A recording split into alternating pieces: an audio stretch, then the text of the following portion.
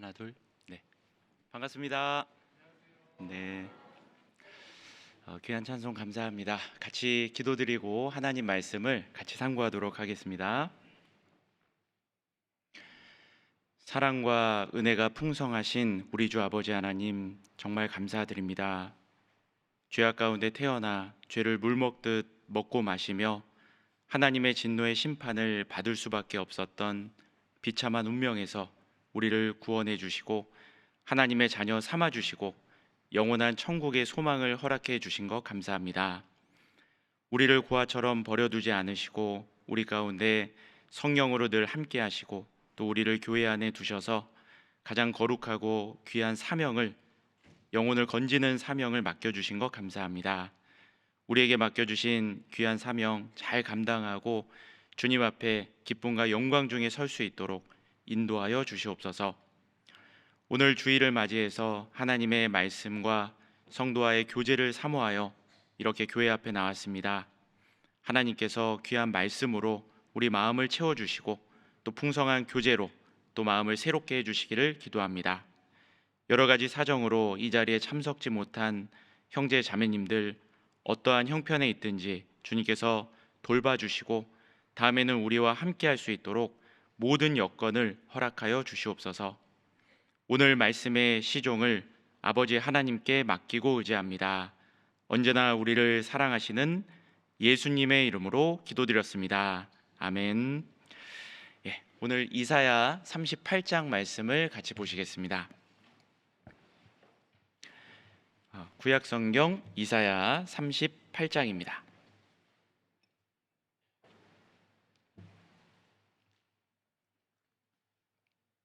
구약성경 1011페이지 이사야 38장 1절에서 3절 말씀까지를 보겠습니다. 이사야 38장 1절에서 3절 말씀까지 같이 읽겠습니다. 그 즈음에 히스기야가 병들어 죽게 되니 아모스의 아들 선지자 이사야가 나와 그에게 이르되 여호와께서 이같이 말씀하시기를 너는 내 집에 유언하라. 내가 죽고 살지 못하리라 하셨나이다. 히스기야가 얼굴을 벽으로 향하고 여호와께 기도하여 가로되 여호와여 구하오니 내가 주의 앞에서 진실과 전심으로 행하며 주의 목전에서 선하게 행한 것을 추억하옵소서 하고 심히 통곡하니. 우리 오늘 이 본문을 가지고 히스기야가 큰 죽을 병에 걸렸다가 다시 생명 연장이 되는 그 사건을 통해 우리에게 주시는 교훈들을 한번 좀 생각을 해보려고 합니다. 히스기야가 이렇게 병들어 죽게 됐다는 소식을 선지자 이사야를 통해 듣고 나서 하나님께 간절히 기도하는 가운데 이런 말을 했잖아요. 내가 주의 앞에 진실과 전심으로 행하며 주의 목전에서 선하게 행한 것을 추억하옵소서. 기억해 달라는 의미인데 추억이라는 단어를 사용해서 이렇게 표현해냈습니다. 추억하옵소서. 추억 하면요, 우리도 각자 떠오르는 추억이 있죠. 인생을 살아가다 보면 기억에 남는 순간들이 있습니다. 추억은 지나간 일을 돌이켜 생각한다라는 의미인데 우리는 살면서 잊어버리는 게 참 많이 있죠. 뭐 어제 저녁에 뭘 먹었는지도 까먹는데 잊어버리고 사는 게 너무 많습니다. 그러나 또 우리 기억 속에 남아있는 아주 오래된 사건이고 또 그럼에도 불구하고 여전히 기억에 남는 그런 일들이 있습니다. 그것을 우리는 추억이라고 부르잖아요. 근데 그 추억들이 굉장히 이제 뭐 트라우마 같은 안 좋은 기억이 있을 수도 있지만 또 우리 마음 속에 마음을 설레게 하고 그리워지는 어떤 그런 좋은 추억들이 우리 마음에 있기도 합니다. 그래서 때로는 갑작스럽게 어떤 노래를 듣거나 어떤 예전에 다녔던 길을 가거나 다녔던 살았던 동네를 가보거나 하면요, 옛날 기억이 막 떠오르잖아요. 그러면서 그 시절로 마치 돌아간 것 같은 아주 설레고 그리운 그런 마음을 갖게도 됩니다. 그래서 누구나 추억을 가지고 살아가는데 우리의 삶의 흔적들이 이런 추억으로 남는 것 같습니다. 히스기야도 그런 추억이 있다라고 했는데요. 생각해 보면 무엇이 추억으로 남느냐라고 했을 때 평범했던 일상이 추억으로 남기도 하는 것 같습니다. 그 당시에는 너무너무 평범한 일상이었어요. 매일 다니던 아주 평범한 길이었고 매일 만나던 그냥 식상한 사람이었습니다. 그런데 시간이 지나고 나서 그때를 기억해 보면 그때 평범했던 그 일상이 마음의 그리움으로 남는 추억이 되어 있기도 합니다. 저는 직업 특성상 여러 곳을 다니게 됐는데요. 제가 원해서 이렇게 다닌 건 아닙니다. 사실 전도인이 되기 전에도 구원을 받고 여러 교회를 좀 다니게 됐습니다. 제가 중학교 3학년 때 구원을 받았는데 그때 처음에 서울중앙교회에서 구원을 받았습니다. 그리고 그곳에서 학창 시절을 보냈는데 한 7년 반 정도의 시기를 서울중앙교회에 있었고요. 그러다가 이제 대학을 마치고 군대를 가게 됐습니다. 군대를 양평으로 가게 돼서 양평에서 한 2년 정도 양평교회에서 신앙생활을 했습니다. 그리고 또 제대를 하고 돌아와서 이제 서울 노원교회로 가게 돼서 한 1년 정도 있다가 이제 취업이 돼서 충청도 당진으로 가가지고요. 그 당시에는 교회가 당진에 없었기 때문에 서산교회로 나갔습니다. 그렇게 구원받기 전에 이제 전도인이 되기 구원받고 전도인이 되기까지 한 15년의 기간이 있었는데 전 7년 반은 서울중앙교회에 있었고 후 7년 반은 이렇게 좀 돌아다니게 됐습니다. 그러다가 이제 서산에 있다가 당진이 딱 자립하는 순간에 그때 전도인의 부름을 받고 다시 서울교회로 오게 됐습니다. 그리고 그때부터 또는 저는 제가 원해서 이동한 건 아니고 뜻하지 않게 여러 곳을 또 다니게 됐습니다. 또 서울중앙교회 다시 갔다가 오래 있을 줄 알았는데 한 6개월 만에 울산교회로 발령이 났습니다. 그래서 울산교회에서 한 4년 반 정도 있다가요. 그러다가 정말 뜻하지 않게 울릉교회로 발령이 났습니다. 그래서 울릉도를 들어갔습니다. 3년 있다가 나와가지고 광주교회를 갔죠. 그래서 광주에 5년 있다가 지금은 대전에 있습니다. 3년째 있습니다. 여러 곳을 이렇게 많이 다니다 보면서 제가 깨달았던 것은 이 평범한 일상들이 추억이 되는구나라는 것을 깨닫게 됐습니다. 그 당시엔 굉장히 평범한 일상들이었거든요. 그런데 옛날에 살았던 그곳을 다시 한번 가보면요, 굉장히 추억에 잠길 때가 많이 있습니다. 이 길을 내가 매일매일 다녔었지 하면서 이 마음에 이제 추억이 또 떠오르는데요. 그렇게 생각을 하다 보니까 일상이 추억이 되는구나. 그러면 내게 있는 매일매일의 일상들 평범하게 생각하지 말고 이걸 소중하게 보내야 되겠다. 그런 생각을 또 하게 됐습니다. 그래서 일상이 추억이 된다는 생각을 할 때 매일매일 그 평범했던 순간도 정말 소중히 여기고 살아야 되겠다. 이렇게 매일매일 만나는 옆에 있는 사람도 나중에 못 만나게 되면 너무 그리울 거잖아요. 내 옆에 있는 사람도 너무 소중하게 대해야 되겠다. 그런 생각도 하게 됩니다. 그리고 또 어떤 추억들은요, 굉장히 아주 고생하고 힘들었던 각인된 기억들이 추억으로 남기도 합니다. 그 당시에는 너무 힘들었거든요. 그 당시에 눈물도 흘리고 너무 힘들고 포기하고 싶기도 했고 그랬는데 시간이 흐르고 나면 그때 일을 기억하면서 웃으면서 이야기하잖아요. 그때 고생했던 그런 기억들이 굉장히 추억으로 아름답게 포장돼서 남아 있습니다. 그래서 이 고생했던 이 순간들이 결국은 나중에는 웃을 수 있는 굉장히 좋은 추억이 되는구나라는 것도 또 생각하게 됩니다.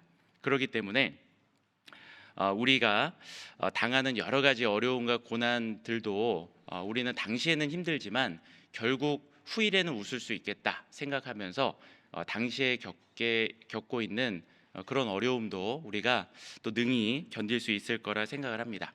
그래서 이렇게 추억은요, 그냥 과거에만 머물러 있는 것이 아니라 현재에도 영향을 준다라고 생각을 합니다.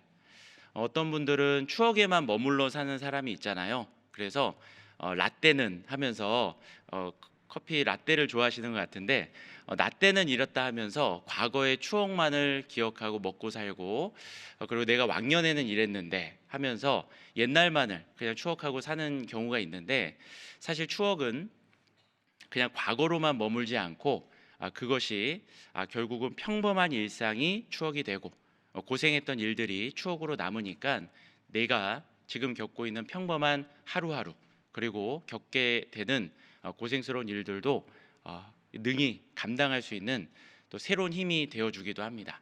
그래서 이 추억은 굉장히 또 좋은 거라고 할 수 있는데 여기 히스기야가 죽을 병에 걸렸다는 소식을 듣고 나서 하나님 앞에 간절하게 기도를 합니다. 그러면서 하나님과의 추억을 떠올린 거예요.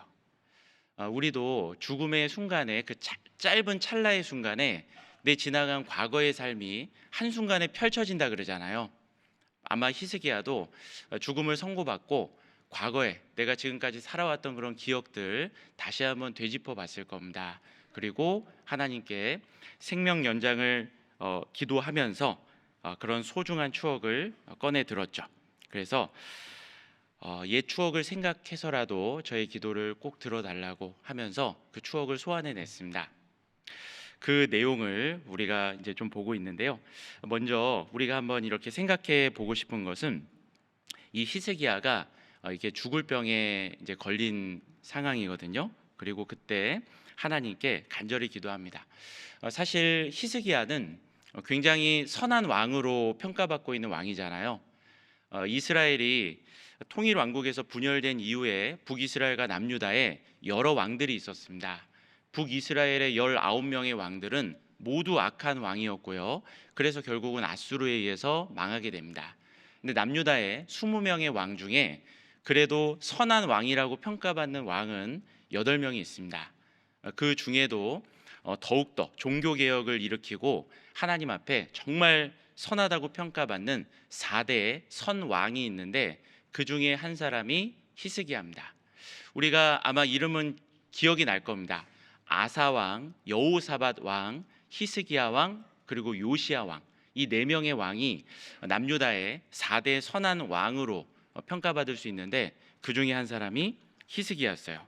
그런데 이 히스기야가 젊은 나이에 왕이 돼가지고 왕이 되자마자 아버지 때에 성행하게 만들었던 우상 숭배를 굉장히 철폐하고 그러면서 종교 개혁을 단행합니다.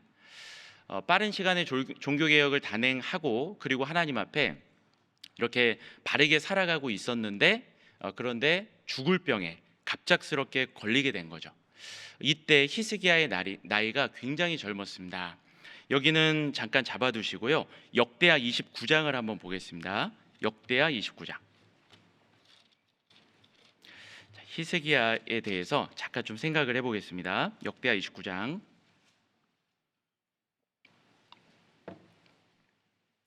자, 역대하 29장 1절입니다. 역대하 29장 1절 말씀. 자, 제가 읽겠습니다. 히스기야가 위에 나아갈 때 나이 25세라. 자, 25살에 왕이 됩니다. 예루살렘에서 29년을 치리하니라. 29년 동안 왕위에 있었다 그랬습니다. 자, 우리는 알고 있습니다. 히스기야가 죽을 병에 걸린 다음에 이렇게 하나님께 간절히 기도해서 15년의 생명이 연장이 됐거든요.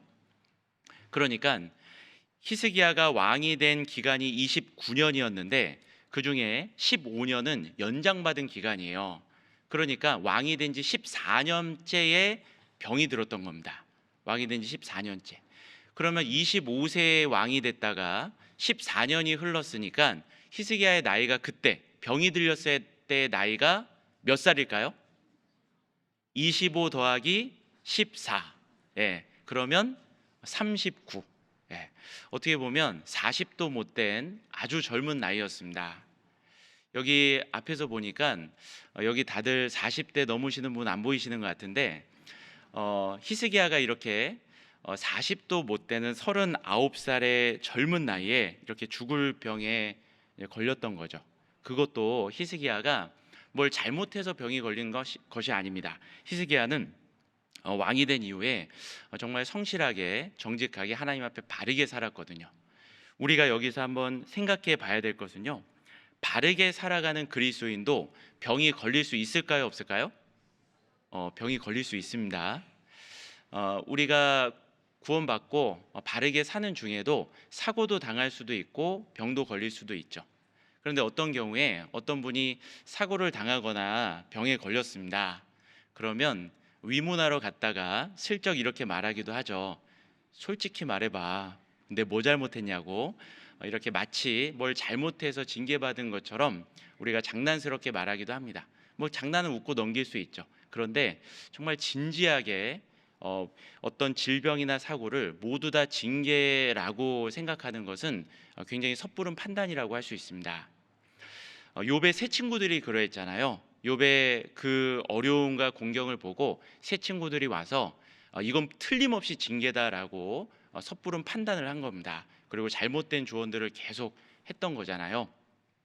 그래서 우리도 자칫 잘못하면요, 모든 질병이나 사고의 원인이 징계라고 잘못 오해할 수도 있습니다. 히스기야의 경우를 보더라도요, 하나님 앞에 바르게 살았음에도 불구하고 이런 질병에 걸리기도 하는 겁니다. 성경 속의 많은 인물들이 정말 하나님 앞에 훌륭한 그리스도인임에도 불구하고 병에 시달렸던 그런 일들이 있었습니다.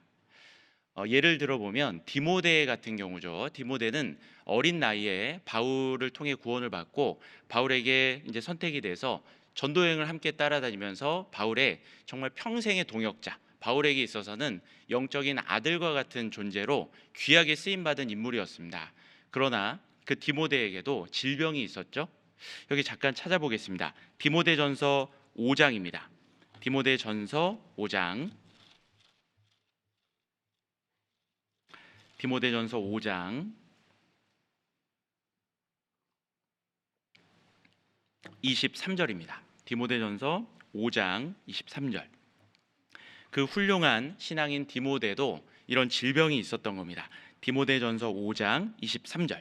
자, 같이 읽겠습니다.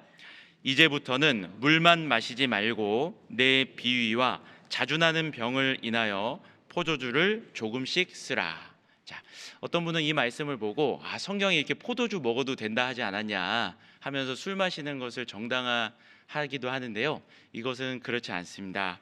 디모데는 굉장히 비위가 약했고 자주 나는 병이 있었어요. 그래서 약용으로 포도주를 그것도 조금씩 쓰라라고 이렇게 배려해서 해준 말이죠. 이걸 가지고 술 마셔도 된다라고 하는 것은 지나친 좀 오해라고 할 수가 있습니다.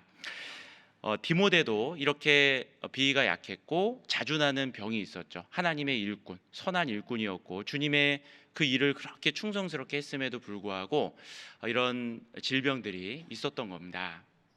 그리고 정말 하나님의 그 귀한 일꾼들이 죽을 병에 걸리기도 하는데 빌립보서 2장을 한번 보겠습니다. 빌립보서 2장. 빌립보서는 사도 바울이 로마 감옥에서 기록한 옥중 서신입니다. 거기에 빌립보 교회에서 보내준 에바브로디도라는 그런 일꾼이 있었어요. 여기 25절, 빌립보서 2장 25절입니다. 25절에 보면 그러나 에바브로디도를 너희에게 보내는 것이 필요한 줄로 생각하노니 그는 나의 형제요 함께 수고하고 함께 군사된 자요 너희 사자로 나의 쓸 것을 돕는 자라. 빌립보 성도들이 이 에바브로디도를 바울에게 보내줬던 거예요. 너희의 사자로 나의 쓸 것을 돕는 자고 나의 형제고 함께 군사된 자다. 이런 아주 귀한 일꾼이었습니다. 자, 그런데 여기 보면 26절에 그가 너희 무리를 간절히 사모하고 자기 병든 것을 너희가 들은 줄을 알고 심히 근심한지라. 자기의 병든 것을 빌립보 성도들이 듣고 빌립보 성도들이 근심 가운데 많이 기도해 줬을 겁니다. 27절에 보니까 저가 병들어 죽게 되었으나 보통 병이 아니라 정말 죽을 병이었던 거예요. 아주 심각한 병이었습니다. 그런데 하나님이 저를 긍휼히 여기셨고 저뿐 아니라 또 나를 긍휼히 여기사 내 근심 위에 근심을 면하게 하셨느니라. 다행히도 하나님께서 그 병 가운데서 또 고쳐주신 이 사건도 있었던 겁니다. 그런데 에바브로디도는요, 이렇게 하나님의 선한 일꾼임에도 불구하고 죽을 병에 걸리기도 했고요, 또 고침을 받기도 했습니다. 어떤 이는 죽을 병에 걸려서 실제 죽음을 넘어가기도 하고 어떤 이는 죽을 병에 걸렸다가 고침을 받기도 합니다. 근데 그 모든 것이 뭐 잘못해서 받는 것은 아닌 거예요. 하나님이 각자에게 뜻하시는 길이 있는 겁니다. 그런데 중요한 건 뭐냐면 선하게 사는 그리스도인이 질병에 걸렸다 그래서 그가 하나님을 원망하고 불평하고 하나님을 떠나는 것은 아닙니다. 도리어 그 질병 가운데 더 하나님의 뜻을 발견하고 하나님 앞에 또 자신을 돌아보게도 되고, 그리고 그 질병을 통해 자신의 믿음이 성장되고 주변의 영혼을 건지는데 사용되기도 합니다. 여기 보면 이 에바브로디도도 죽을 병에 걸렸을 때 태도가 이러했잖아요. 여기 30절 보시면요. 자, 30절 같이 읽겠습니다. 저가 그리스도의 일을 위하여 죽기에 이르러도 자기 목숨을 돌아보지 아니한 것은 나를 섬기는 너희의 일에 부족함을 채우려 함이니라. 저가 죽기에 이르러도 자기 목숨을 돌아보지 않고 복음을 위해서 그렇게 살아갔던 그 에바브로디도를 또 하나님은 또 생명 연장을 시켜 주셔서 더 이렇게 바르게 살 수 있도록 또 기회를 허락해 주셨습니다. 그래서 그리스도인이 정말 그런 질병에 걸릴 수도 있지만요, 우리는 거기에 절망하고 좌절하지 않습니다. 그 중에도 우리는 확실한 소망이 있습니다. 악인은 그 환난에 엎드러져도 의인은 그 죽음에도 소망이 있다 말씀하셨죠. 그래서 그 죽음 앞에서도 당당할 수 있고 담대할 수 있고 소망을 가지고 이 질병 그 어려운 시간을 우리는 넘어갈 수 있습니다. 그래서 때로 하나님이 왜 그리스도인에게 이런 질병을 허락하시냐라고 했을 때 우리의 유익을 위해서 허락하실 때가 있다라는 겁니다. 실제 이제 욥 같은 경우는 정말 많은 고난을 받았는데 그 중에 온몸에 악창이 드는 그 질병이 있었잖아요. 그 엄청나게 많은 고난 속에서 그 고난이 허락된 것은 하나님이 욥을 믿었기 때문에 그랬고, 뿐만 아니라 욥의 마음속 깊숙이에 있는 작은 찢기라도 완전히 제거해서 하나님이 정말 정금처럼 만들고 싶어가지고 그 고난을 허락하셨다는 것을 알 수가 있잖아요. 욥에게는 정말 엄청난 고난이 밀어 닥쳤습니다. 근데 그것은 욥이 잘못해서 받은 게 아니에요. 우리는 욥이 당한 그 고난 어느 한 가지라도 사실은 감당하기 참 어려울 겁니다. 첫 번째는 욥이 전 재산이 날아갔잖아요. 모든 재산이 날아갔습니다. 두 번째는 그의 10명의 자녀가 한날에 죽었습니다. 자녀가 죽는 것은 마음에 묻을 수밖에 없잖아요. 그래서 자녀가 한꺼번에 죽었고요. 그리고 온몸에 머리끝부터 발끝까지 질병, 악창에 시달리게 됐습니다. 기와 조각으로 벅벅 긁게 됐잖아요. 거기다가 그래도 하나 남은 자기의 정말 사랑하는 아내마저 그래도 당신이 자기의 순전함을 지키냐고 하나님을 욕하고 죽으라고 그런 하지 말아야 될 말까지 욥에게 했습니다. 그리고 또 새 친구는 와가지고 죄 없이 망한 사람이 있느냐, 너가 이렇게 징계를 받는 것 틀림없이 죄 때문에 받는 거다 하고 욥의 마음을 막 불을 질렀죠. 불나는데 기름을 부었습니다. 자, 이렇게 오중고를 겪게 됐는데 우리는 이 가운데 어느 것 하나도 겪게 되면 감당하기 어려울 거예요. 근데 두세 개가 겹쳐서 왔을 때 정말 얼마나 힘들겠습니까? 근데 욥에게는 이 5가지 고난이 한꺼번에 밀려왔잖아요. 욥이니까 아마 그것을 감당할 수 있었을 겁니다. 그런데 이 5가지 고난 중에 우리 형제 자매님들 같은 경우는 무엇이 제일 힘들었을까요? 이 5가지 중에, 욥의 이 5가지 고난 중에 무엇이 제일 힘들었을까? 각자 생각을 해보면 정말 어느 것 하나 쉽지 않았을 겁니다. 그런데 욥에게는 이 5가지보다 더 힘들었던 한 가지 이유가 더 있었어요. 무엇이냐면 바로 하나님의 침묵이었습니다. 왜 이런 고난이 나에게 주어졌는지, 이게 언제 끝날지, 그동안 하나님과 정말 친밀하게 교제했는데 하나님이 그 순간만큼은 나타나지 않으셨어요. 뜻을 보여주지 않았습니다. 막막하고 끝을 알 수 없는 터널 속에 들어간 거예요. 그래서 욥이 이렇게 고백하잖아요. 욥기 23장을 한번 보겠습니다. 욥기 23장. 욥기 23장. 욥이 가장 힘들고 답답했던 것은 하나님의 침묵, 하나님이 보이지 않았던 거죠. 욥기 23장 3절을 보겠습니다. 3절에 내가 어찌하면 하나님 발견할 곳을 알고 그리하면 그 보좌 앞에 나아가서 그 앞에서 호소하며 변백할 말을 입에 채우고 내게 대답하시는 말씀을 내가 알고 내게 이르시는 것을 내가 깨달으리라. 나 하나님께 좀 묻고 싶다라는 거죠. 하나님 어디서 만날 수 있을까? 그러면 하나님께 정말 묻고 싶다. 왜 이 고난이 나에게 찾아왔으며 이 끝은 어딜지 너무 묻고 싶었죠. 그런데 8절에 이렇게 나와 있죠. 8절에 그런데 내가 앞으로 가도 그가 아니 계시고 뒤로 가도 보이지 아니하며 그가 왼편에서 일하시나 내가 만날 수 없고 그가 오른편으로 돌이키시나 배울 수 없구나. 앞뒤 좌우 어디를 둘러봐도 하나님이 보이지 않는 겁니다. 아무리 기도해도 하나님은 침묵하셨습니다. 이렇게 욥에게 있어서는 정말 그런 하나님의 침묵, 사실 이 오중고, 이 5가지 모든 고난의 원인을 욥이 처음부터 알았다면요, 그러면 욥은 그 고난을 능히 견딜 수 있었을 거예요. 사실 이 고난이 허락된 것은 욥이 잘못해서가 아니라 하나님이 욥을 믿으셨기 때문에. 마귀가 욥에 대해서 송사를 했잖아요. 욥이 하나님을 이렇게 순전하게 섬기는 것이 그냥 정말 순수한 마음인 줄 아십니까? 하나님이 복을 한량없이 부어줬기 때문에 욥이 그것 때문에 하나님 섬기는 거지, 그거 다 뺏어가 버리면 정녕 하나님을 대면해서 욕할 겁니다. 이렇게 마귀가 욥에 대해서 얘기합니다. 그때 하나님은 그 마귀에게 허락하셨어요. 그 일을 허락하셨습니다. 한번 해보라고, 그의 재산, 한번 그의 소유 다 날려보라고 허락하셨습니다. 그의 몸, 생명은 건들지 말고 한번 괴롭게 한번 해보라고 허락하셨습니다. 하나님이 욥을 그렇게 욥에게 그런 고난을 허락하신 것은 욥을 믿었기 때문에 그런 거죠. 욥의 순전함을 믿었기 때문에 그렇습니다.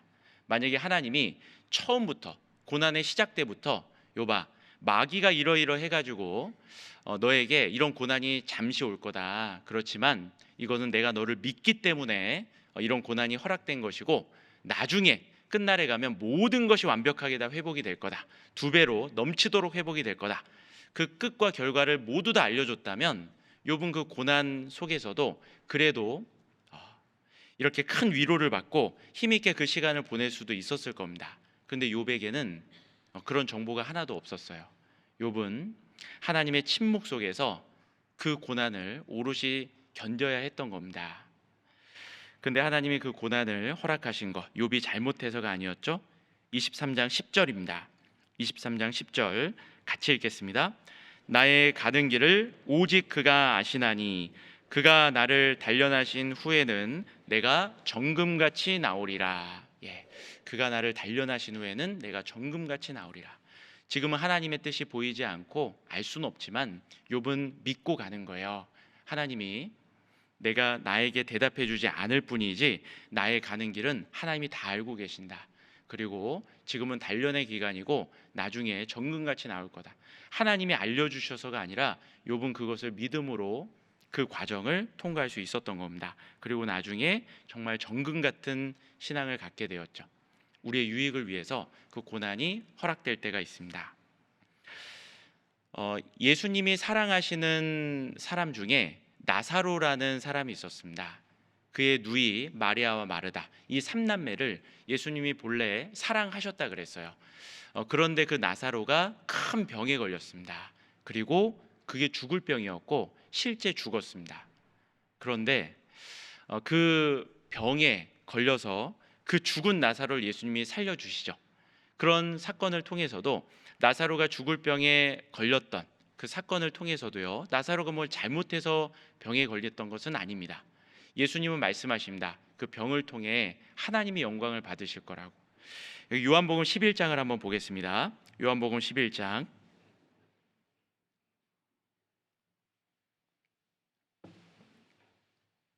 요한복음 11장 1절입니다. 요한복음 11장 1절 제가 읽겠습니다.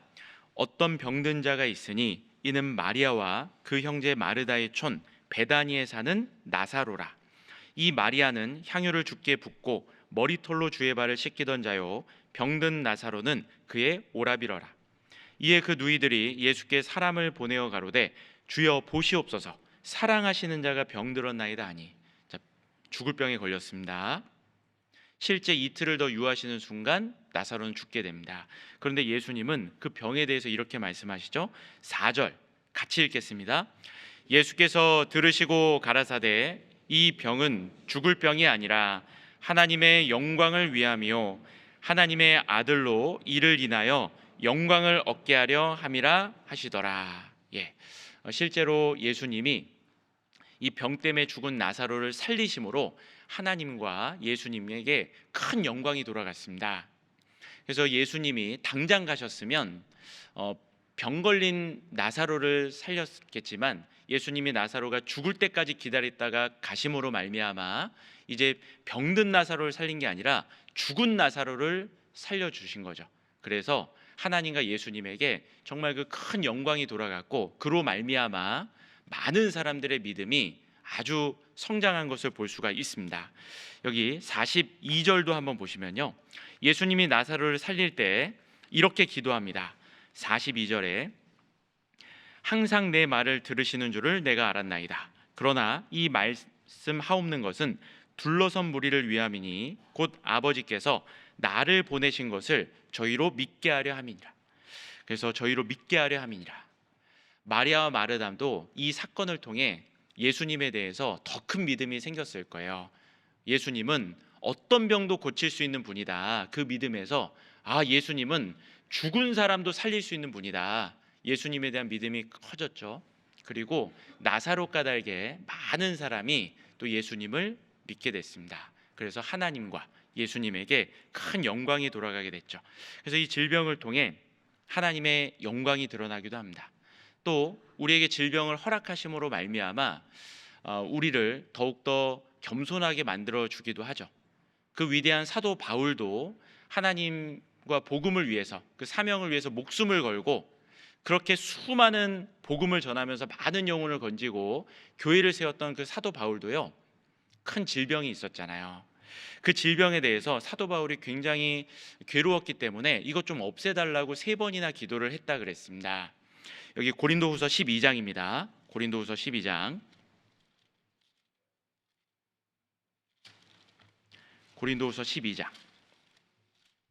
사도 바울도 육체의 질병, 그 가시가 있었다 그랬습니다. 고린도후서 12장 7절입니다. 12장 7절 제가 읽겠습니다. 여러 계시를 받은 것이 지극히 크므로 너무 자고하지 않게 하시려고 내 육체의 가시 곧 사단의 사자를 주셨으니 이는 나를 쳐서 너무 자고하지 않게 하려 하심이라. 여기 보면 육체의 가시, 사단의 사자라 그랬는데 육신에 그 질병이 있었다라는 걸 알 수 있는데요. 그 질병이 무엇일까 했을 때 많은 성경학자들은 안질로 추정하고 있습니다. 사도 바울이 눈이 안 좋았던 것 같아요. 그래서 눈에 질병이 있었던 것 같습니다. 그래서 직접 이제 편지를 쓸 때도 직접 쓰지 못하고 대서하게 했죠. 그리고 마지막 말미에는 그래도 마지막 안부 인사 정도는 직접 손으로 썼습니다. 그런데 이렇게 큰 글자로 쓴 것을 보라라는 표현을 보면 사도 바울이 눈이 좀 안 좋았고 그리고 갈라디아 성도들에게 너희를 시험하는 것이 내 육체에 있었다라고 하면서 너희가 할 수만 있었다면 눈이라도 빼서 나를 줬을 것이다 라고 말씀하시거든요. 그래서 사도 바울의 눈에 그런 안질이 있었을 것으로 추정이 됩니다. 이게 너무 불편하잖아요. 그래서 하나님께 3번이나 기도합니다. 8절에 이것이 내게 떠나기 위하여 내가 3번 주께 간구하였더니 이 질병 좀 없애주세요 하고 3번이나 기도를 합니다. 그런데 하나님은 이렇게 응답을 해주시죠. 9절입니다. 같이 읽겠습니다. 내게 이르시기를 내 은혜가 내게 족하도다. 이는 내 능력이 약한 데서 온전하여 짐이라 하신지라. 이러므로 도리어 크게 기뻐함으로 나의 여러 약한 것들에 대하여 자랑하리니 이는 그리스도의 능력으로 내게 머물게 하려 함이라. 하나님은 내 은혜가 내게 족하도다. 이는 내 능력이 약한 데서 온전하여짐이라. 사도 바울은 여러 계시를 받은 것이 너무나 커가지고 하나님이 너무 자고하지 않게 하시려고 가시를 주셨다 그랬습니다. 교만하지 않게 늘 겸손함을 유지하게. 왜냐하면 겸손함이 하나님의 능력을 받을 수 있는 비결이었기 때문에. 그래서 내가 약할 그때 곧 강함이라. 그래서 그 질병을 통해 사도 바울은 늘 하나님 앞에 겸손할 수밖에 없었고, 그 약한 그 겸손함으로 말미암아 하나님을 의지할 수밖에 없었고, 그래서 사도 바울이 그렇게 위대한 사도가 될 수 있었던 거죠.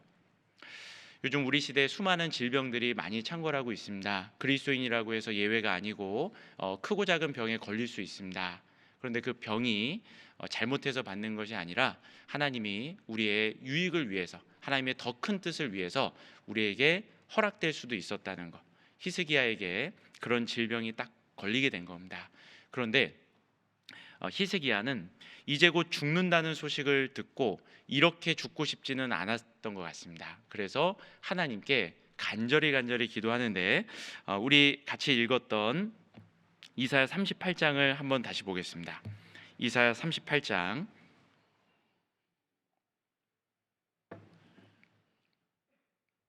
이사야 38장 1절 보시면요, 그 즈음에 히스기야가 병들어 죽게 되니 아모스의 아들 선지자 이사야가 나와 그에게 이르되, 여호와께서 이같이 말씀하시기를 너는 내 집에 유언하라. 내가 죽고 살지 못하리라 하셨나이다. 자, 죽음이 선고됐습니다. 자, 그때 히스기야는 이렇게 하죠. 히스기야가 얼굴을 벽으로 향하고 여호와께 기도하여 가로되 하면서 자신의 지나간 삶을 추억해 달라고 심히 통곡을 했다 그랬습니다. 자, 이 히스기야의 기도를 통해서 우리도 이런 내가 감당할 수 없는, 내가 내 힘으로 할 수 없는 어려운 상황에 직면했을 때 히스기야의 기도가 본이 될 수 있습니다. 히스기야는 먼저 첫 번째는 즉각적으로 기도합니다. 그 소식을 듣자마자 자기의 어떤 다른 방법을 먼저 찾은 것이 아니라, 내가 할 수 있는 일 다 하고 나서 마지막에 기도하는 것이 아니라 제일 먼저 즉각적으로 하나님께 기도부터 하기 시작합니다. 기도는 뒤로 미루고 나중에 하는 것이 아니라 제일 먼저 해야 되는 거죠. 어떤 상황이 나에게 닥쳤을 때 가장 먼저 찾아가야 될 곳은 하나님입니다. 하나님께 묻고 하나님께 아뢰는 일이 필요하죠. 즉각적으로 하나님께 나아가는 그 기도였고, 또 두 번째 히스기야의 이 기도의 본은요, 오직 하나님께만 기도한 겁니다. 여기 보면 2절에 보니까 얼굴을 벽으로 향하고 여호와께 기도하여 그랬잖아요. 얼굴을 벽으로 향하고 여호와께 기도했다. 얼굴을 벽으로 향했다는 게 이게 삐진 게 아닙니다. 우리 어린아이들 보면 삐지면은 얼굴 벽에 탁 대고 있잖아요. 그러니까 히스기야가 뭐 하나님께 삐져가지고 얼굴을 벽으로 댄 것은 아니에요. 실제로 정말 왕임에도 불구하고 사소한 일 때문에 뭔가 마음에 삐져가지고 이런 사람이 있거든요. 그 사람이 아합이었습니다. 여기 잠깐 잡아두고요, 열왕기상 21장을 한번 보겠습니다. 열왕기상 21장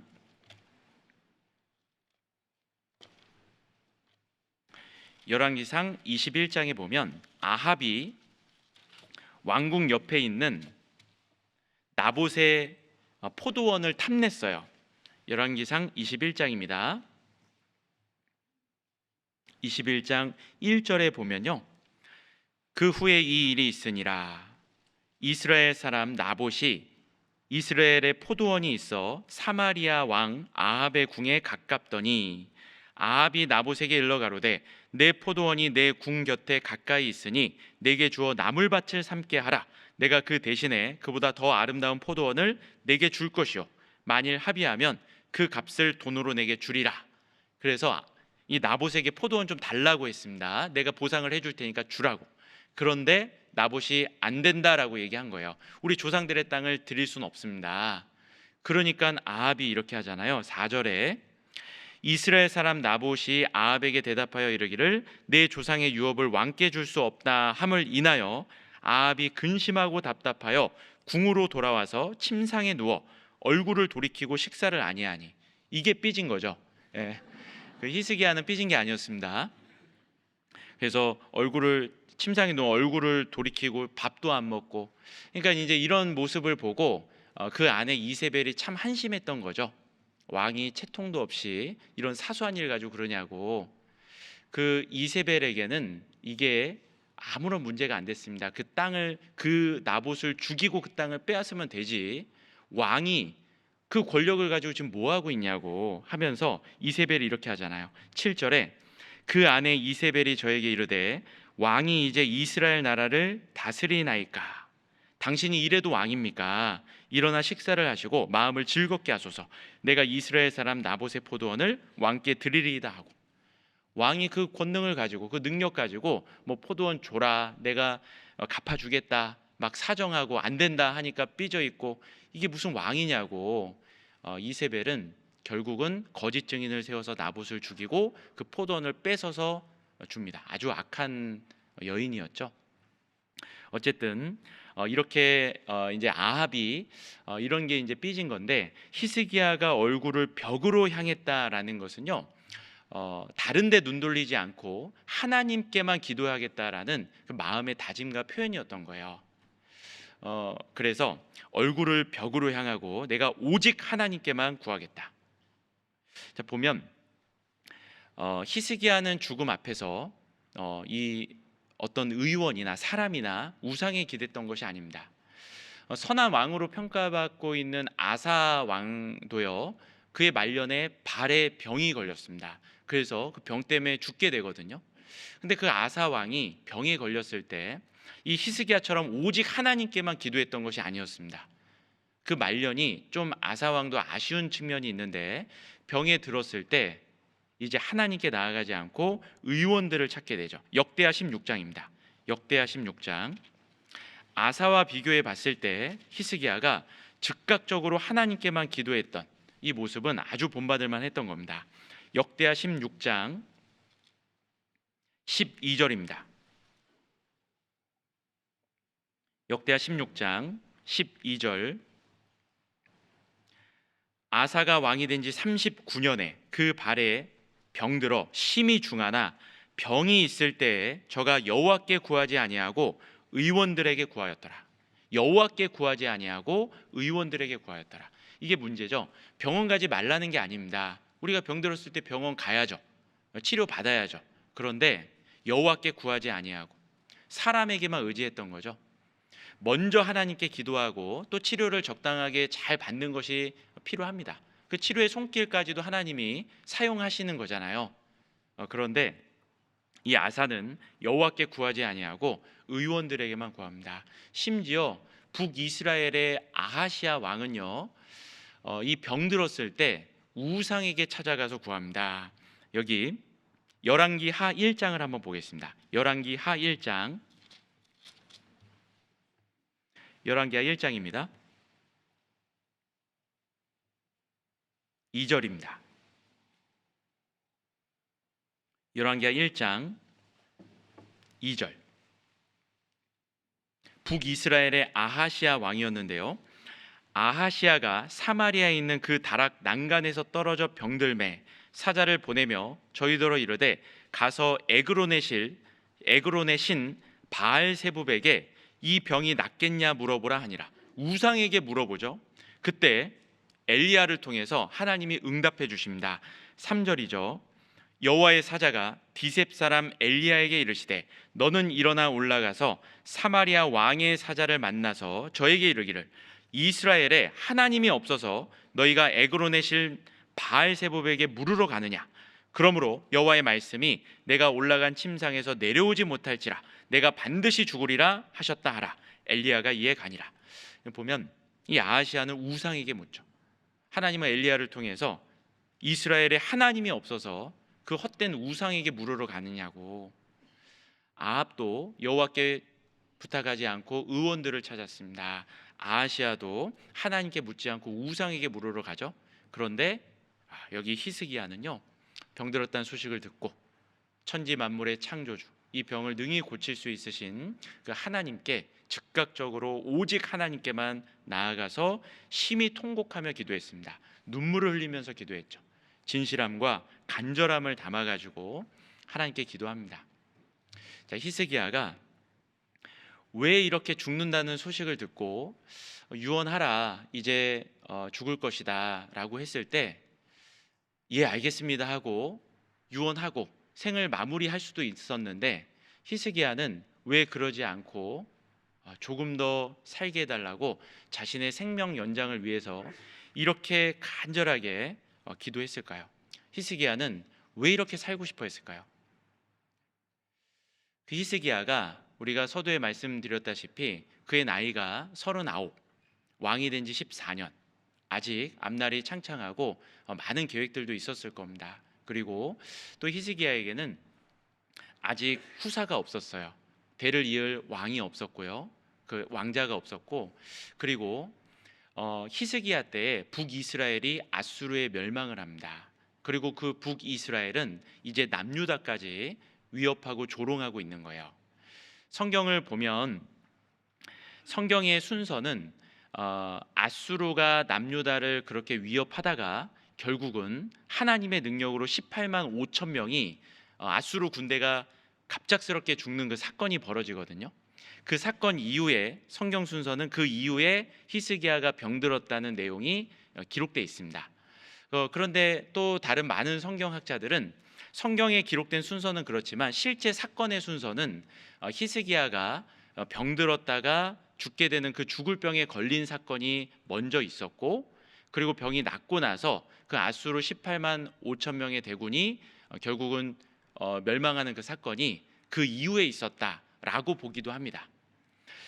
그 성경에 보면 하나님이 히스기야의 기도를 들어주면서 내가 이 아수르의 손에서 너를 구원해 주겠다라는 그 말씀이 있거든요. 그래서 아마 그 사건이 아수르의 위협과 그들의 대군이 멸망된 사건이 히스기야의 질병 이후에 있었을 거다라고 보는 겁니다. 그런데 어떻게 보든지 상관없이 그 당시 이스라엘에게 있어서는 아수르는 굉장히 위협적인 존재였고, 아수르뿐만 아니라 주변의 강대국들이 굉장히 이스라엘을 늘 위협하고 있는 그런 상황이었던 겁니다. 남쪽엔 애굽도 있었고 신흥 바벨론도 있었고 앞으로 이제 이스라엘을 괴롭히는 주변국들이 많이 있었거든요. 그런데 아직까지 이스라엘의 국방이 그렇게 튼튼하지 않았던 것 같아요. 그래서 히스기야 왕은요, 마음의 진심을 담아가지고 정말 조금 더 내가 주님을 위해 살고 싶고, 그리고 후사를 이을 왕도 필요하고 왕자도 필요하고, 그리고 아수르의 위협 앞에서 우리나라가 이렇게 구원받을 필요가 있겠다라고 생각해서 히스기야는 자기 민족의 또 구원을 위해서 간절하게 하나님께 더 살려달라고, 살고 싶다라고 간절하게 기도를 했던 겁니다. 자, 만약에 우리에게 이런 일이 있다라고 한번 생각을 해보셔요. 병원에 갔는데 이제 뜻하지 않는 질병이 내 몸에 있었던 겁니다. 그래서 의사 선생님이 얘기하는 거예요. 생각보다 병이 아주 심합니다. 그리고 좀 너무 늦게 온 것 같습니다. 이 병이 너무 퍼져가지고 이제 1년을 넘기기 힘들 것 같습니다. 이제 몇 개월 못 살 것 같습니다. 자, 이런 이야기를 우리가 만약에 직접 듣게 된다면 히스기야와 같은 상황이죠. 이제 죽음이 코앞에 다가왔습니다. 내가 지금까지 살았고 내가 뭐 언젠가는 죽는다라는 생각은 했지만 정말 내 눈앞에 죽음이 다가오는 그 순간이 나에게 주어진다면, 자, 우리는 어떤 태도를 취할까요? 만약에 이 순간에 나에게 그런 선고가 내려진다면 우리는 이대로 이제 하나님의 뜻대로 이제 그 질병 통해서 이제 죽음을 건너가는 것, 아니면 더 살고 싶은 것. 자, 어떤 분은 이런 분도 있을 수 있습니다. 드디어 이제 하나님께서 나를 부르시는구나. 안 그래도 힘들고 정말 고생스러웠는데 야, 이제 고생 끝, 행복 시작이다. 내가 진짜 이렇게 주님 앞에 갈 날만을 기다리고 사모했는데 하나님이 드디어 나를 불러주시는구나. 정말 감사하다. 자, 이제 하나님 앞에 갈 준비를 이제 마무리를 해야 되겠다. 자, 이렇게 그 죽음을 덤덤하게 받아들이시는 분도 있을 겁니다. 사도 바울도 몇 차례 고백하기를 나는 차라리 이 육신을 떠나가지고 하나님 앞에 지금이라도 당장 가는 것이 내 간절한 소원이다라고 몇 차례 이야기를 합니다. 내가 담대하여 원하는 바는 차라리 몸을 떠나 주와 함께 거하는 그것이라. 내가 떠나서 주와 함께 거하는 그 욕망을 가진 것이 더욱 좋다. 그래서 사도 바울 마음에도 주님 앞에 갈 날을 그렇게 소망하고 기대하고 기다렸잖아요. 그런데 주님이 나를 데려가신다니 차라리 잘 됐습니다. 지금까지 정말 고생하고 힘들었는데 이제 주님 품 앞에 이제 드디어 가는군요 하고 기쁘게 담담하게 가시는 분도 있을 거예요. 그런데 이 자리에 계신 어떤 분들은요, 히스기야처럼 그래도 내가 지금 주님 앞에 가는 것도 참 좋지만 조금만 더 생명이 연장되기를 간절히 바라는 그런 마음이 있을 수도 있을 겁니다. 내가 조금만 더 하나님 기회를 주시면 제가 꼭 해야 될 일이 있습니다. 이 땅에 남아야 있어야 될 이유가 있습니다.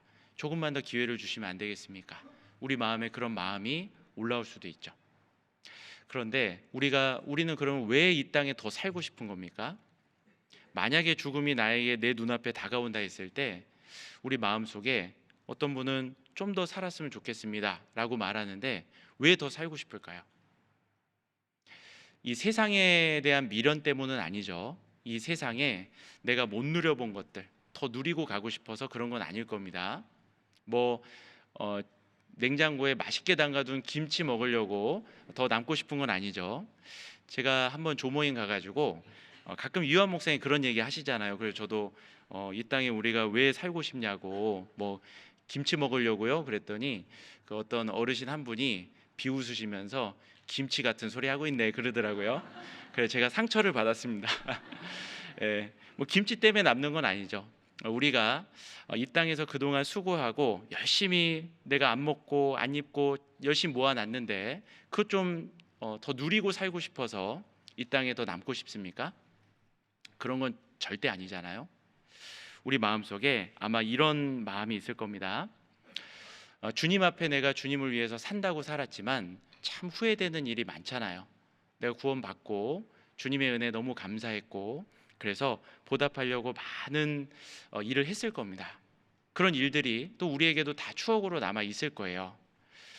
그런데 내가 그렇게 산다고는 살았지만 하나님 앞에 죄송스러운 게 참 너무 많아요.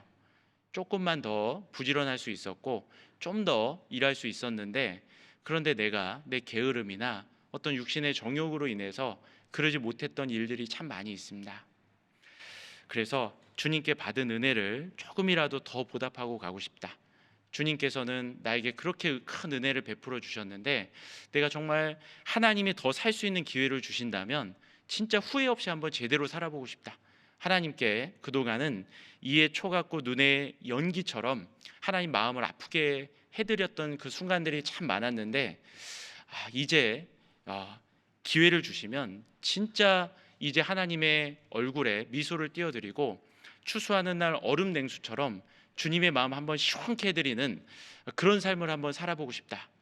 우리 마음속에 아마 죽음이 선고되는 순간에 그런 후회가 밀려오면서 기회가 또 주어지면 내가 진짜 바르게 한번 제대로 살아보고 싶다. 이 마음이 올라올 겁니다. 그리고 또 마음 한켠에서는 아직 구원받지 못한 가족들도 떠오를 거예요. 구원받지 못한 내 사랑하는 사람들이 떠오르겠죠. 이대로 내가 주님 앞에 간다면 그분들은 누가 전도해 주나? 내가 이 땅에 그래도 좀 남아서 그들에게 복음을 전해주고 같이 천국 가야 되는데 이대로 가기에는 그들의 영혼이 눈앞에 밟히잖아요. 그래서 우리 마음속에는 정말 하나님 앞에 바르게 한번 살아보고 싶고 영혼을 한번 제대로 건져보고 싶고 내 가족들 다 건져가지고 천국 가고 싶은 그 마음에 우리도 어쩌면 하나님께 정말 생명을 연장해 달라고 간절히 기도할 겁니다. 저에게 1년만 시간 주시면 3년만 시간 주시면 정말 내가 그 나머지 삶은 하나님 앞에 바르게 살고 우리 가족들 꼭 건지고 가고 싶습니다. 우리 마음에 그런 마음이 있을 건데 정말 히스기야도 이때 기도했던 마음은요 정말 진심으로 하나님 앞에 바르게 살고 이스라엘 민족의 그 구원을 위해서 히스기야는 그렇게 간절히 기도했던 겁니다. 그런데 그 기도를 하나님이 들어주셨어요. 그 기도를 들어주십니다. 그리고 그 기도는 아주 즉각적으로 응답이 됩니다. 열왕기하 20장을 보겠습니다. 열왕기하 20장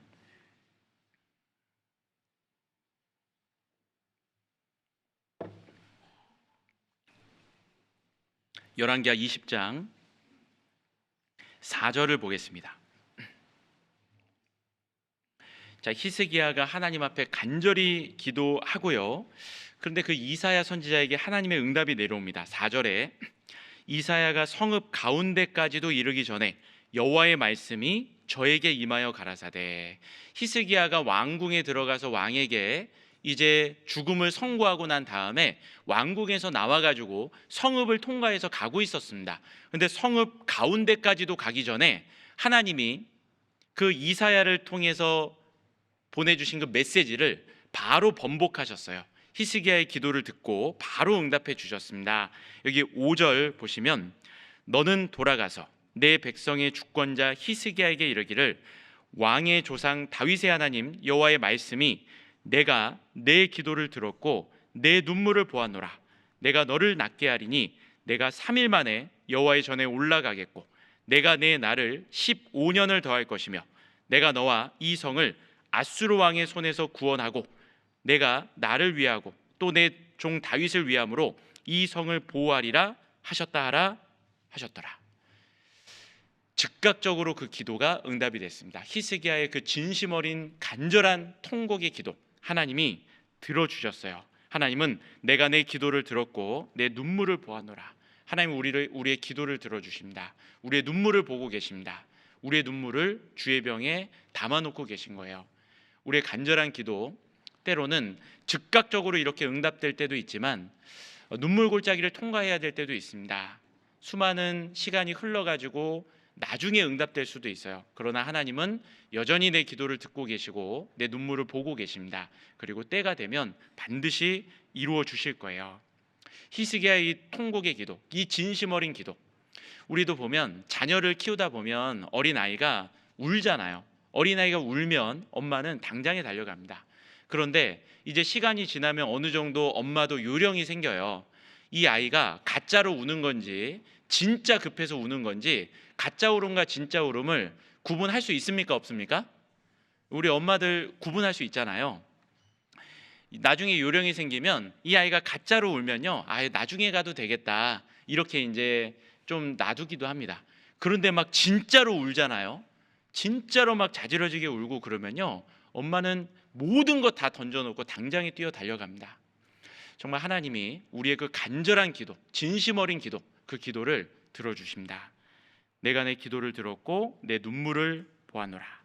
밤낮 부르짖는 그 택하신 자의 원한을 풀어주지 아니하시겠느냐.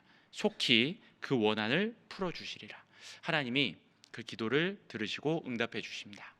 자, 히스기야의 이 간절한 기도 응답이 됩니다. 자, 이 응답을 받을 때 히스기야가 기도하면서 하나님과의 추억을 소환하잖아요. 그때 히스기야가 말했잖아요. 여호와여 구하오니 내가 주의 앞에서 진실과 전심으로 행하며 주의 목전에서 선하게 행한 것을 추억하옵소서. 기도할 때 하나님과의 추억거리가 있다는 것은 아주 기도할 때 우리에게 큰 자산이 될 겁니다. 우리를 더욱더 담대하게 만들어 줄 거고 하나님의 마음을 더 울리게 만들 거예요. 히스기야는 하나님과의 그런 추억들이 있었습니다. 지금까지 왕이 돼서 14년간을 지내면서 있었던 그런 추억의 시간들. 자, 우리도 구원받고 신앙생활을 하면서 지금까지 하나님과 쌓아왔던 추억들이 있잖아요. 자, 그 추억들. 히스기야는 어떤 추억들이 있었냐면 히스기야는 처음에 왕이 될 때부터 시작부터 아주 굳은 다짐으로 시작을 하게 됩니다. 여기 역대하 29장을 한번 보겠습니다. 역대하 29장. 역대하 29장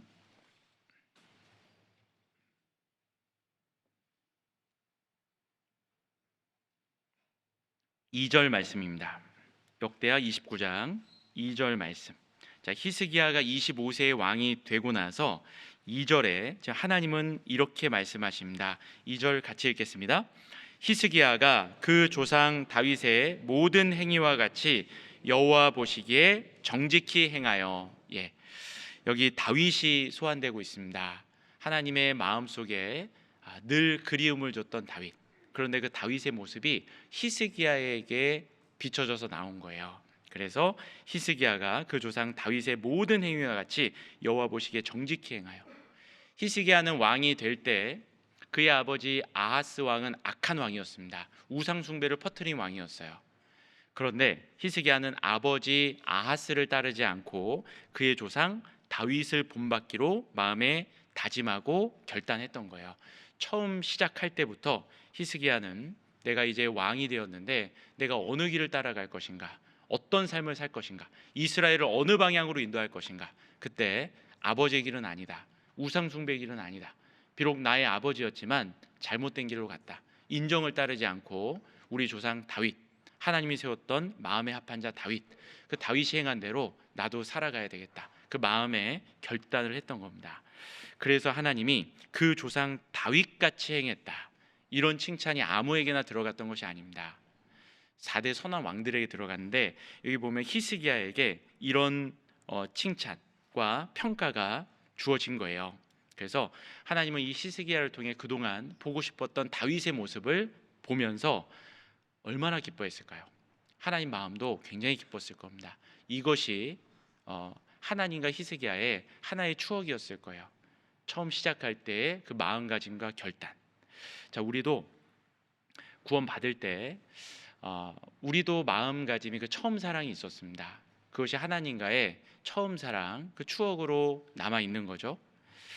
이 복음이 전해져서 우리에게까지 왔습니다. 이 복음이 이미 너희에게 이름에 너희가 듣고 참으로 하나님의 은혜를 깨달은 날부터 나 같은 죄인이 난 반드시 지옥 갈 줄만 알았는데 그런 나에게도 복음이 들렸습니다. 그리고 예수님의 은혜가 들려왔습니다. 십자가의 그 은혜가 내 마음에 깨달아지고 믿어진 거예요.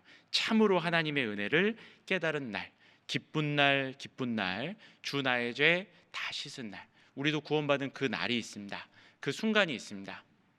그 순간, 정말 잃은 양 하나가 주님 앞에 돌아오는 그 순간, 하나님 앞에선 최고의 기쁨의 순간이었습니다.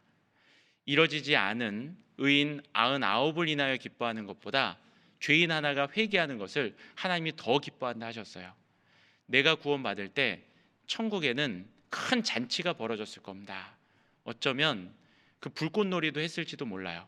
천군 천사가 노래하고 하나님 얼굴에는 정말 이뤄졌던 저 영혼이 나에게로 다시 돌아왔다고 하나님은 너무너무 기뻐하셨을 겁니다. 한박 웃음이었을 거예요. 우리도 그날 너무 기뻤고 감사했습니다. 감동했습니다. 하나님의 그 큰 은혜를 나도 받았습니다.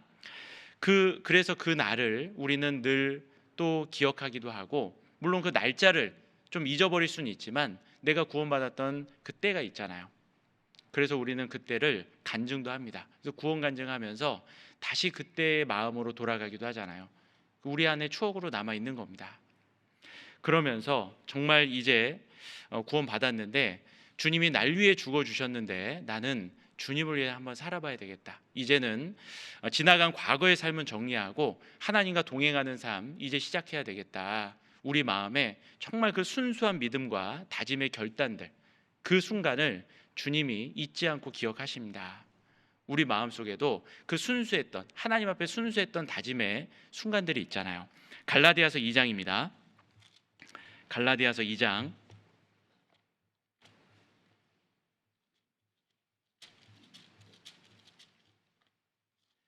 갈라디아서 2장 20절입니다. 우리가 구원 받을 때 우리도 이런 마음이 있었잖아요. 2장 20절 같이 읽겠습니다. 내가 그리스도와 함께 십자가에 못 박혔나니 그런즉 이제는 내가 산 것이 아니요 오직 내 안에 그리스도께서 사신 것이라. 이제 내가 육체 가운데 사는 것은 나를 사랑하사 나를 위하여 자기 몸을 버리신 하나님의 아들을 믿는 믿음 안에서 사는 것이라. 이제는 내가 산 것이 아니요, 나도 이제 주님과 함께 죽었고 이제는 내 안에 그리스도께서 주인된 삶을 사는 거다. 침례를 받으면서 이제 나의 과거의 삶은 죽었고 주님과 새 생명 가운데 다시 시작이다. 장례식과 결혼식을 함께 거행하면서 하나님 앞에서, 천사들 앞에서, 많은 성도 앞에서 다짐했던 순간이 있습니다. 이제 다시는 예전처럼 살지 않겠다. 고린도후서 5장입니다. 고린도후서 5장. 이런 마음의 다짐들이 있잖아요. 이런 말씀들이 우리 마음속에 꼭 박히고 우리가 마음에 결단했던 순간들이 있습니다. 고린도후서 5장 14절 보시면 그리스도의 사랑이 우리를 강권하시는도다. 우리가 생각건대 한 사람이 모든 사람을 대신하여 죽었은즉 모든 사람이 죽은 것이라. 15절 같이 읽겠습니다. 저가 모든 사람을 대신하여 죽으심은 산 자들로 하여금 다시는 저희 자신을 위하여 살지 않고 오직 저희를 대신하여 죽었다가 다시 사신 자를 위하여 살게 하려 함이니라. 이제는 다시는 나를 위해 살지 않고 이젠 주님 위해 살겠다. 우리도 이런 다짐의 순간들이 있지 않습니까? 히스기야가 그런 다짐했던 그 순간이 추억으로 남는 거예요. 베드로전서 4장에 보면 그 후로는 다시 사람의 정욕을 좇지 않고 오직 하나님의 뜻을 좇아 육체의 남은 때를 살게 하려 함이라. 이제 하나님의 뜻대로 살아가야 되겠다.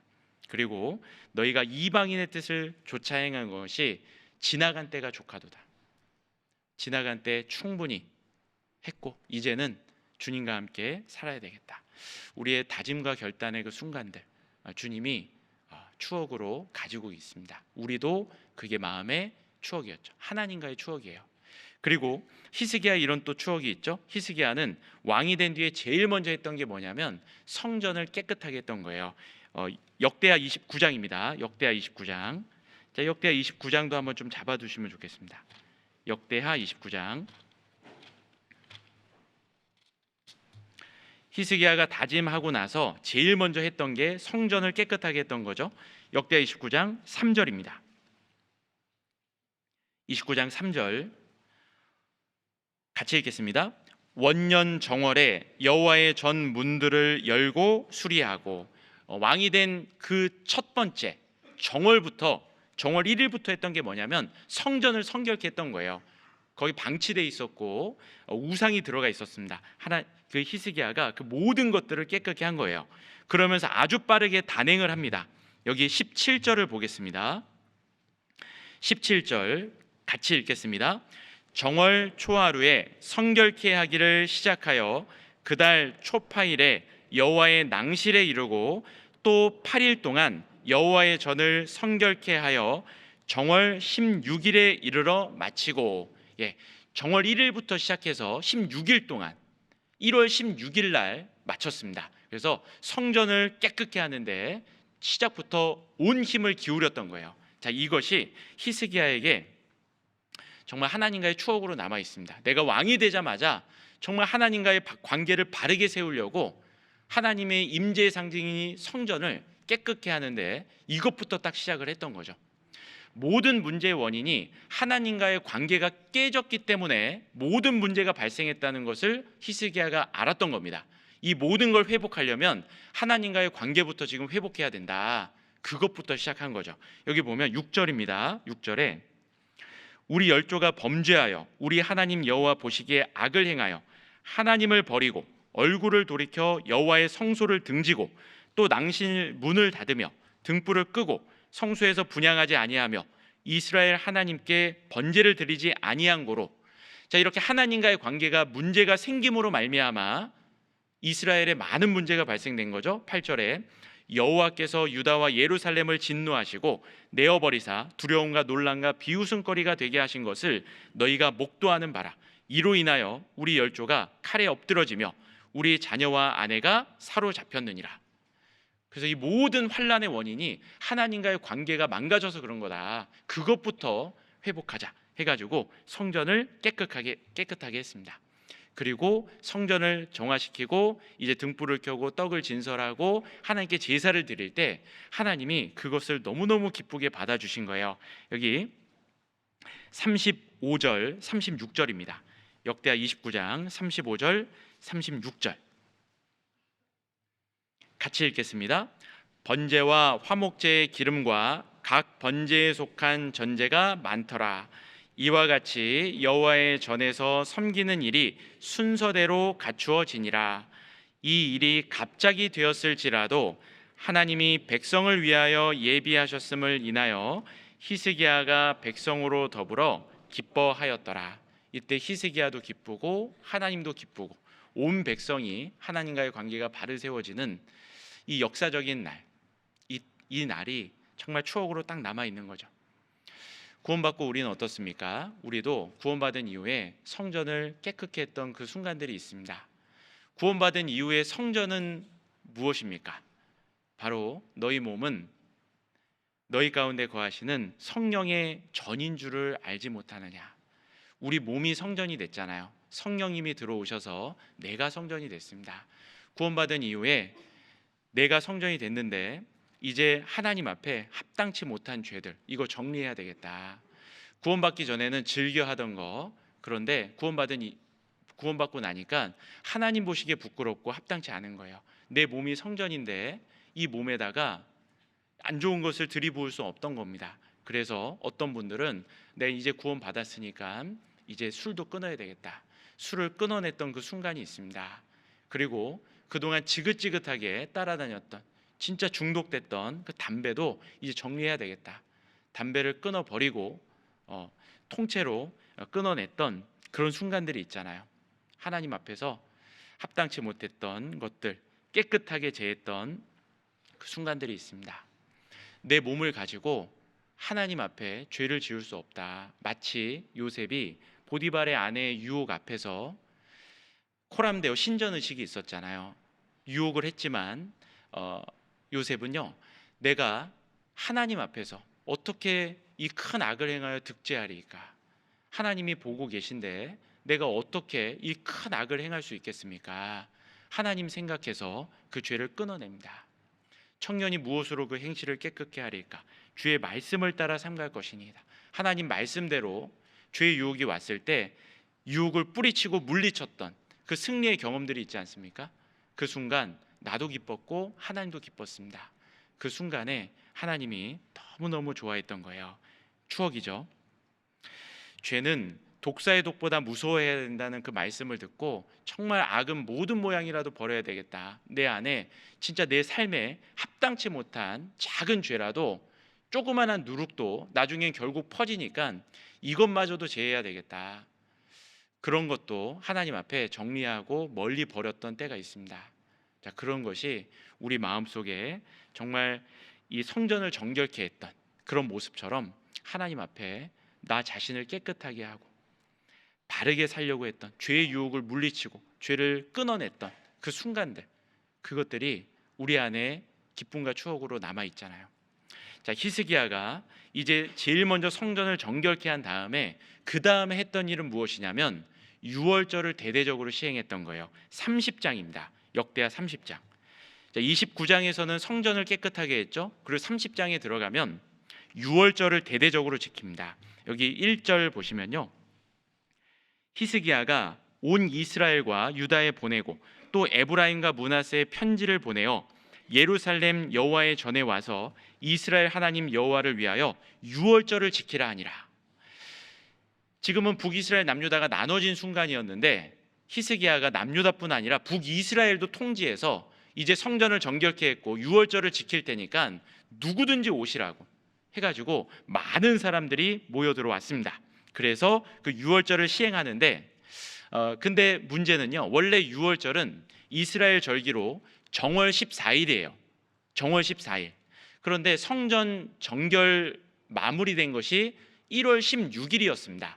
그러니까 14일 날 유월절을 못 지킨 거예요. 그래서 특별히 예외적으로 2월 14일 날 유월절을 지키게 됩니다. 여기 15절을 한번 보겠습니다. 15절에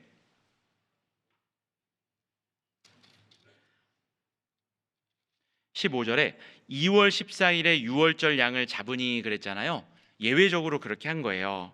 여기 아까 여기 2절 한번 잠깐 보시면 2절 3절에 왕이 방백들과 예루살렘 온 회중으로 더불어 의논하고 2월의 유월절을 지키려 하였으니 이는 성결케 한 제사장이 부족하고 백성도 예루살렘에 모이지 못한 고로 그 정한 때에 지킬 수 없었습니다. 1월 14일 날 했어야 됐는데 못했던 거예요. 그래서 2월 14일 날 했습니다.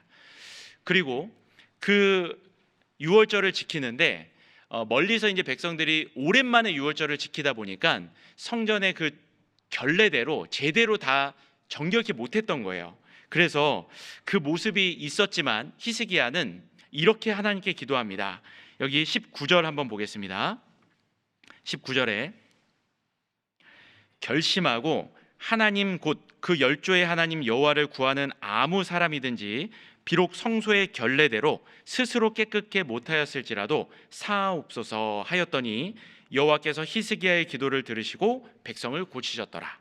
그래서 성소의 결례대로 스스로 깨끗이 못했지만 이들은 결심하고 나왔습니다. 하나님, 이들 좀 용서해 주십시오. 하나님이 받아주셨어요.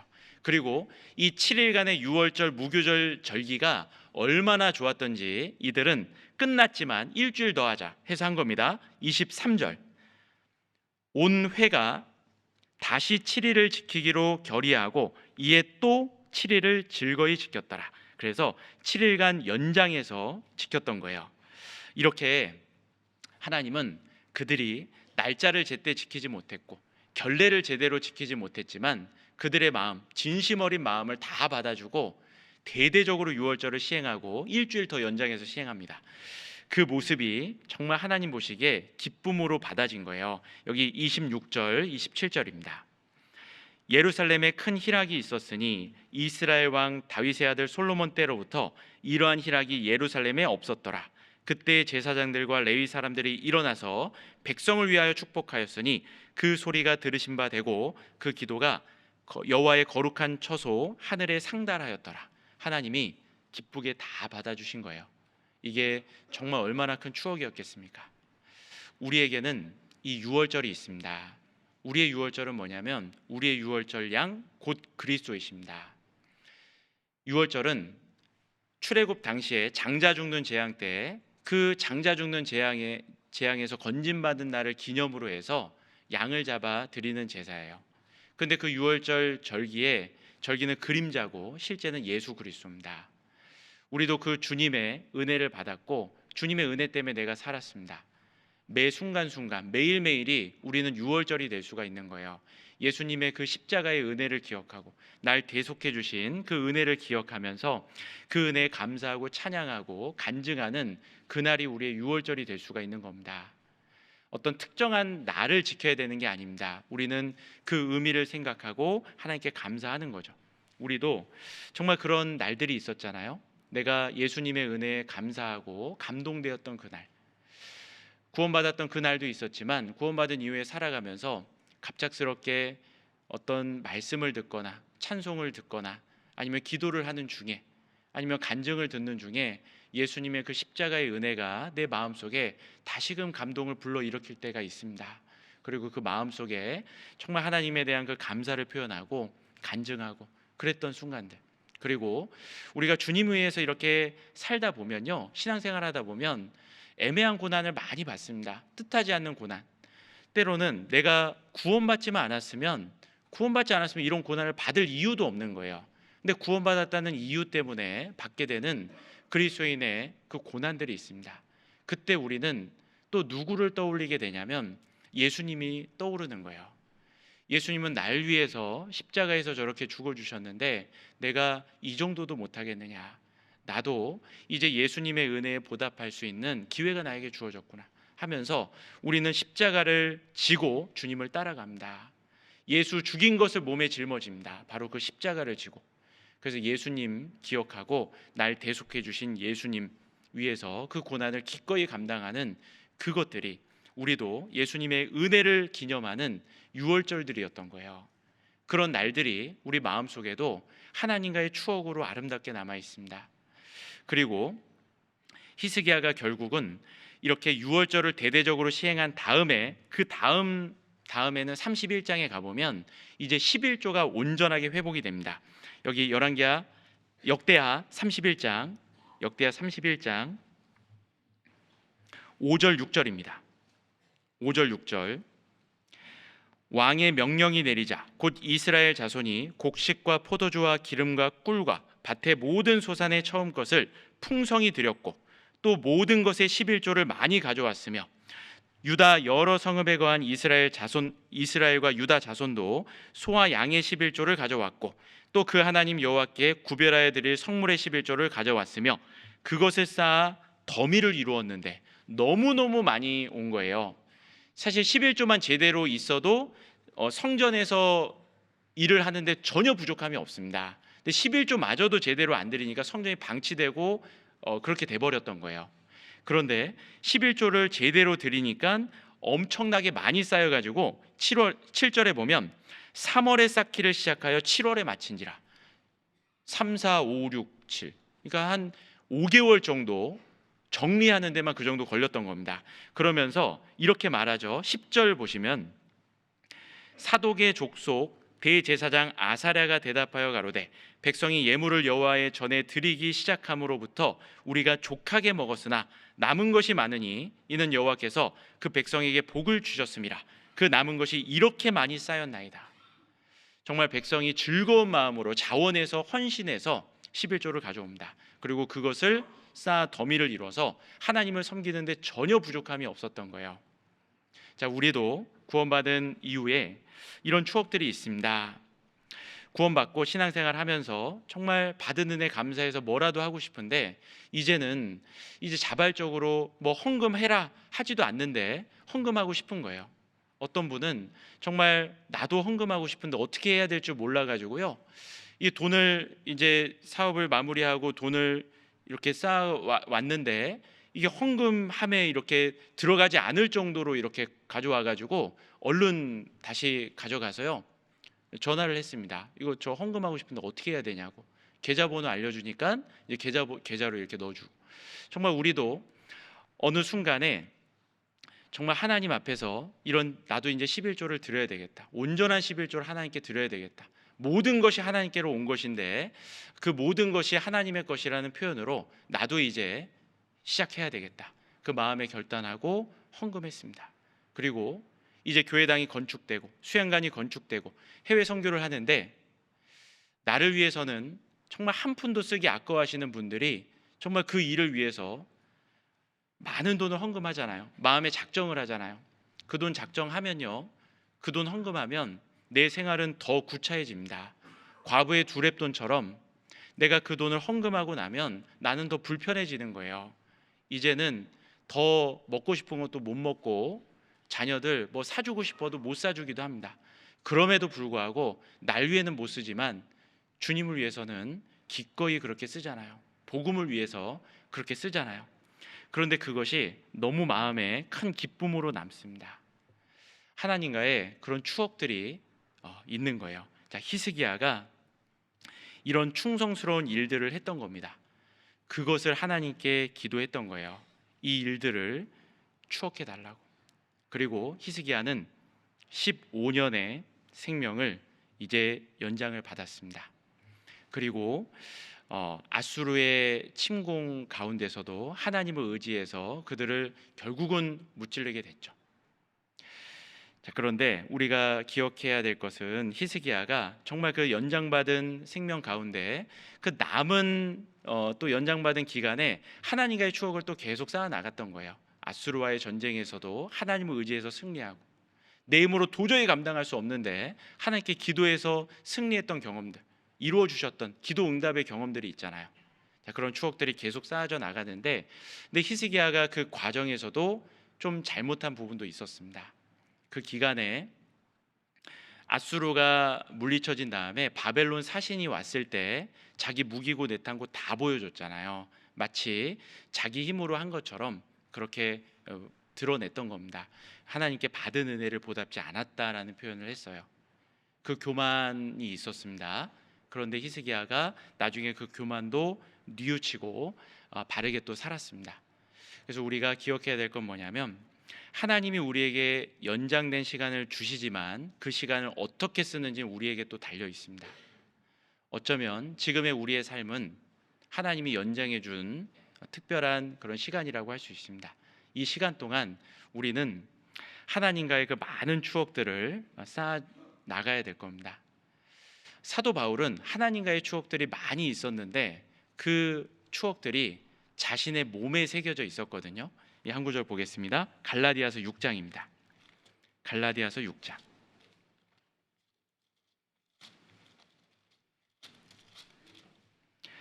갈라디아서 6장 17절 보겠습니다. 17절 같이 읽겠습니다. 이후로는 누구든지 나를 괴롭게 말라. 내가 내 몸에 예수의 흔적을 가졌노라.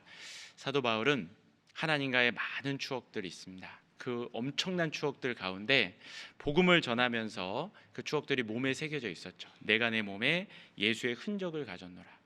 복음을 전하는 과정에서 수없이 핍박을 받고 수없이 매질을 당하고 옥에 갇히고 죽을 뻔한 경험을 하면서 그 몸은 상처투성이었을 겁니다. 그런데 사도 바울은 그 상처들을 표현하기를 예수의 흔적이라고 표현하는 거예요. 내 몸에 예수의 흔적이 남아있다.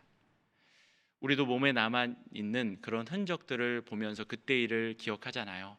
사도 바울도 자신의 몸의 흔적들을 보면서 이건 언제 어디서 복음을 전하다가 당했던 흔적, 그때 정말 힘들었지만 하나님이 함께해 주셨고 날 건져 주셨고 저 영혼을 구원해 주셨고 교회를 세워 주셨다고. 그 몸에 정말 힘든 아픔의 상처였지만 그걸 통해서 하나님의 역사가 일어났던 그 추억의 흔적들이었습니다. 예수님의 몸에도 우리 흔적이 새겨져 있습니다. 손과 옆구리를 보여주셨잖아요. 손의 못자국과 옆구리의 창자국, 우리에 대한 흔적이죠. 그러면 우리도 이 땅에서 주님의 흔적을 많이 남기고 가야 됩니다. 이 땅에 남은 기간은 정말 하나님과의 추억을 쌓는 기간이에요. 그 기간 동안 하나님과의 많은 추억을 쌓고 또 이번 학예 수양에도요. 정말 우리는 학예 수양회 하면은 많은 추억들이 떠오르잖아요. 옛날부터 참석하신 분들은 진짜 어디 학교 빌려서부터 시작했던 때부터 시작해서 이렇게 수양관이 이렇게 버젓이 지어지기까지 정말 그 수양의 역사와 함께 많은 추억들이 있을 겁니다. 이번 학예 수양에도 우리는 많은 추억을 쌓아야 됩니다. 이때 그냥 지나가는 것이 아니라 나도 한 명 인도하기 위해서, 건지기 위해서 정말 몸부림한다면요, 하나님 앞에 아주 소중하고 귀한 추억으로 또 남게 될 겁니다. 그래서 이번 학예 수양에 기도 가운데 영혼을 살리는 그런 시간들이 되었으면 좋겠습니다. 같이 기도하고 마치겠습니다. 살아계신 하나님 아버지, 감사합니다.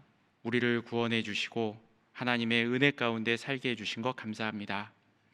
하나님이 우리를 위해 베풀어 주신 그 크고 놀라운 은혜, 우리가 마음에 새기고 늘 그 은혜 보답하는 삶을 살아가며 하나님과의 많은 추억을 쌓아 나갈 수 있도록 도와주시옵소서.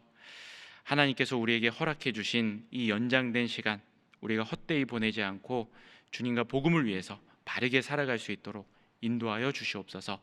이번 학예 수양에도 정말 많은 영혼들 주님 품으로 인도하고 영혼이 살아나는 귀한 시간들 될 수 있도록 주님께서 도와주시옵소서. 언제나 우리를 사랑하시는 예수님의 이름으로 기도드렸습니다. 아멘.